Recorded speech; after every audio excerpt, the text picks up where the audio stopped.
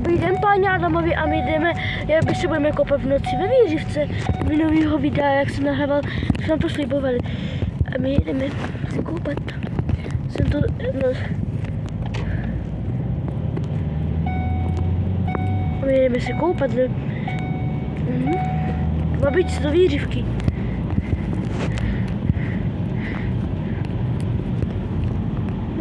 Tam je lidské opice.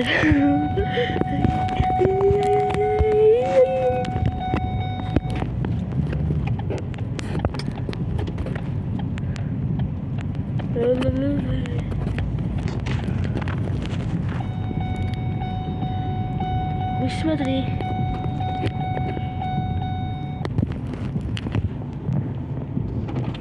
Vypnu motor. Můžeš.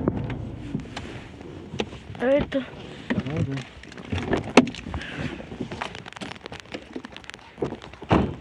Víte, proč to auto pípalo? Protože jsme nebyli připoutaný. I když jenom takový kousek. Ať mi to nevypne to nahrávání, ten blbej déšť. Já to musím mít takhle, aby mi to nahrávání nevyplo. To jsou ty válečky, tady jsou ty šikanátoři.